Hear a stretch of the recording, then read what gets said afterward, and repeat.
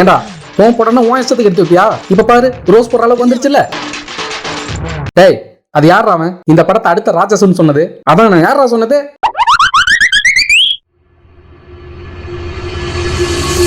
நண்பர்களே, இந்த வீடியோ யார் மனதையும் புண்படுத்தும் நோக்கத்தில் எடுக்கப்பட்டதல்ல. இது ஒரு முற்றிலும் பொழுதுபோக்குக்காக எடுக்கப்பட்ட வீடியோ. அதனால உங்க வீட்டு பிள்ளையா நினைச்சு எல்லாரும் என்னை மன்னிச்சிருக்கேன். வணக்கம் பிளாஸ்பாட்ஸ், welcome to Aryan roast video. Ratsasan படத்துல கிறிஸ்டோபரை ஊடு கட்டி பொழந்தவன்டா எங்க தலைவன். அவனை வச்சு ஆரியன் கிரைம் ஸ்டோரி எடுக்க ட்ரை பண்ணி தேவத்தனமா எடுத்து வச்சிருக்காங்க. பொதுவா ஒரு கிரைம் ஸ்டோரி படத்தோட பிளஸ் அந்த படத்தோட வில்லன் தான் ஒன்னே கொல்றவன் கெட்டவனா இருப்பான், இல்ல கொல்லப்பட்டவங்க கெட்டவங்களா இருப்பாங்க. ஆனா இதுல கொன்னவனும் நல்லவன் தான், கொல்லப்பட்டவங்களும் நல்லவங்க தான். என்னங்க எனக்கு ஒண்ணுமே புரியல. அதுதானப்பா எனக்கும் புரியல. இந்த படத்தோட இன்னொரு சிறப்பம்சம் என்னன்னா, டிவி ஷோல லைவ்ல எல்லாரும் முன்னாடி சூசைட் பண்ணி செத்து போன ஒருத்தர் அடுத்தடுத்த நாள்ல டெய்லி ஒருத்தர்னு 5 நாள்ல 5 பேரை கொலை பண்றாரு. ரொம்ப மண்டையை போட்டு கசக்க வேணாம், வாங்க வீடியோக்குள்ள போயிடலாம்.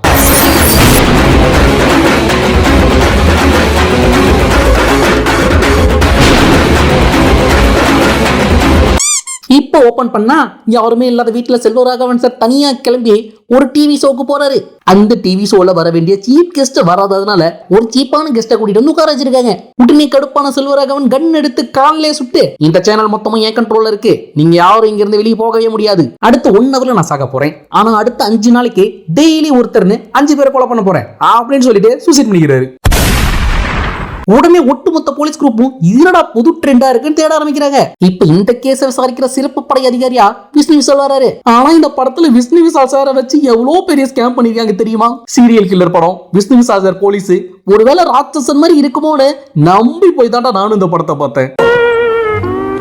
இப்போ அடுத்த நாள் ஆயிடுது. சிக்னல்ல உள்ள எல்லா டிவிலையும் திடீர்னு லைவ் வந்து, நான் சொன்ன 5 நாள்ல இன்னைக்கு முதல் நாள், இன்னைக்கு அசோக்னு ஒருத்தரை போட்டு தள்ள போறேன், முடிஞ்ச 1 ஹவர்ல காப்பாத்திக்கங்க அப்படின்னு அனௌன்ஸ்மெண்ட் பண்ணிடுறாரு. உடனே நம்ம விஷ்ணு விஷால் சார், சிட்டில் எத்தனை பேர் அசோக் இருக்காங்க எல்லாருக்கும் அலர்ட் பண்ணுங்க, அசோக் இருக்கவங்கள சேஃபா போக சொல்லுங்க. இல்ல புரியல, எப்படி செத்தவரு நேத்து செத்தவன் இன்னைக்கு அப்புறம் அதை கொல்ல முடியும் அப்படின்னு ஒட்டுமொத்த போலீஸ் குரூப் மண்டையை போட்டு பிச்சுட்டு இருக்கு. அதுக்கும் செல்வராகவன் சார் ஒரு ஆன்சர் பண்ணிருப்பாரு. அந்த அசோக்குங்கிறவன் 2 நாளைக்கு ஒரு தடவை அந்த போன் பூத்துல வந்து போன் பண்ணுவான். நான் அவனை 10 வருஷமா வாட்ச் பண்ணிட்டு இருந்தேன், இன்னைக்கும் அதே போல வருவான்னு தெரியும், அதனாலதான் நான் நேத்தே வந்து பாம்பு வச்சுட்டு போயிட்டேன். இல்ல புரியல, அந்த தெருல அந்த அசோக்குங்கிற ஒரே ஒரு தனி மனிதருக்காக 10 வருஷமா போன் பூத்து வச்சிருக்காங்க. சரி, நம்ம செல்வராகவன் சார் சிக்னல்ல இருந்த எல்லா டிவில எப்படி வந்தாருன்னு பார்த்தா அவர் ஒரு மிகப்பெரிய ஹேக்கரா. ஹேக்கர்லாம் கிடையாது, அவர் சாதாரண ரைட்டர். அப்புறம் எப்படி ஹேக்கிங்லாம்? அவர் வீட்ல ஃப்ரீ டைம்ல யூடியூப் நிறைய பாப்பாரு, அதுல பார்த்து கத்து வச்சிருந்திருக்காரு. இப்ப டே 2.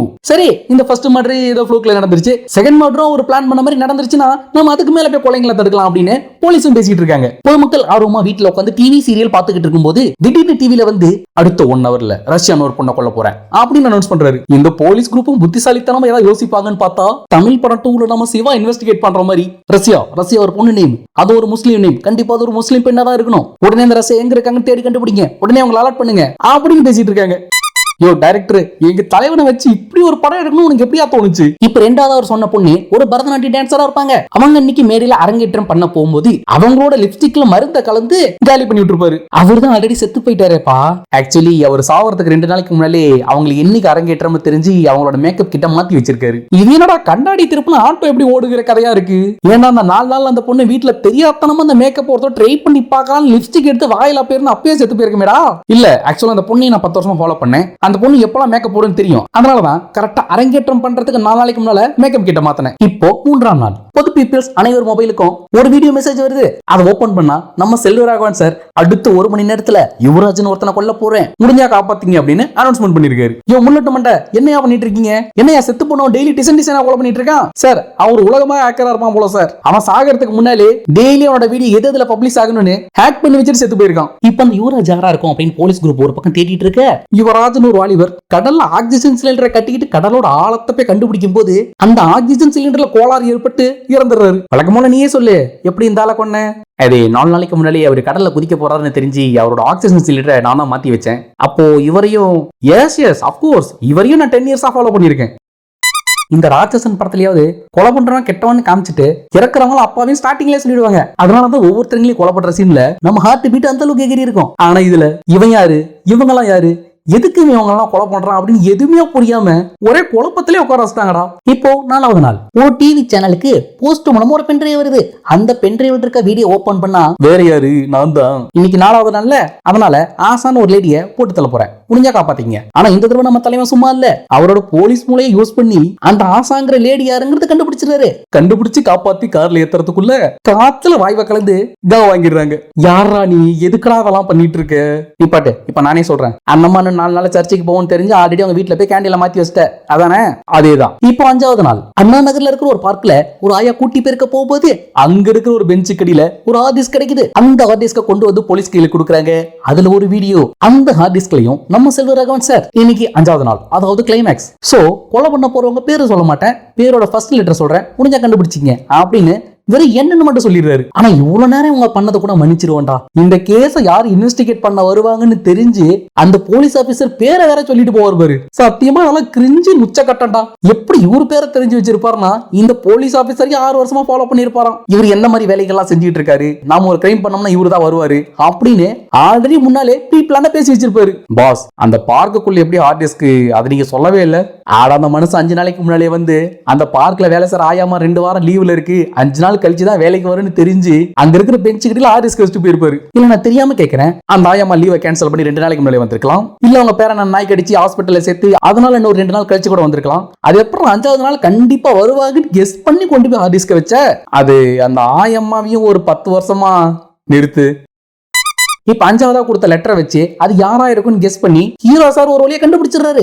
கண்டுபிடிச்சு அந்த 5வது கொலையை மட்டும் தடுத்து நிறுத்திடுறாரு. சரி, இப்ப படத்தோட கிளைமேக்ஸ் வந்துருச்சு. செல்வராகவன் சார் யார் இந்த படத்துல, எதுக்கு அந்த 5 பேரையும் கொலை பண்ணாரு அப்படிங்கிறதுக்கு ஒரு ரீசன் ஒன்னு சொல்லிருப்பாங்க பாருங்க. அதாவது அந்த 5 பேரும் சொசைட்டில வந்து ரொம்ப நல்லது பண்ணவங்க, அவங்களுக்கான அங்கீகாரம் கிடைச்சிருக்காது.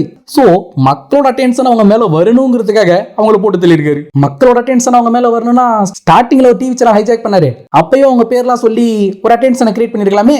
இவ்வளவு அந்த 5 பேரையும் கொலை பண்ணாம இவரும் சூசைட் பண்ணிக்காம ஒவ்வொருத்தங்களையும் கிட்னாப் பண்ணி வச்சு இவங்கள ரிலீஸ் பண்ணணும், அவங்க யாருன்னு தெரிஞ்சுக்கங்கன்னு அப்படி கூட அட்டென்ஷனை கிரியேட் பண்ணிருக்கலாம். ஆனா அதெல்லாம் விட்டுட்டு செவனேன்னு தான் வாழ்க்கையில தனக்கு பிடிச்சதை செஞ்சுட்டு இருந்தவங்கள உங்களுக்கு நான் அங்கீகாரம் வாங்கி கொடுக்குறேன்னு சொல்லி போட்டு தள்ளியிருக்கியே. யாரு ராசானி?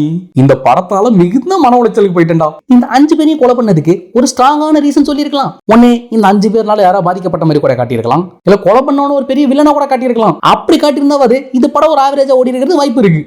சோ இதோட இந்த கிரிஞ்சி படமும் முடிஞ்சது. ஓகே டியர் சப்ஸ்கிரைபர், இந்த வீடியோ கண்டிப்பா உங்களுக்கு பிடிச்சிருக்கும் அப்படின்னு நம்புறேன். இந்த வீடியோ உங்களுக்கு பிடிச்சிருந்தா லைக் பண்ணிக்கோங்க, மறக்காம சர்ப்ரைஸ் பண்ணிக்கோங்க. திரும்ப இதே போல இன்னொரு இன்ட்ரெஸ்டிங் கிரிஞ்சி மூவி ரோஸ்டோட உங்க எல்லாரையும் சந்திக்கிறேன். And this is Vijay Kumar signing off. By.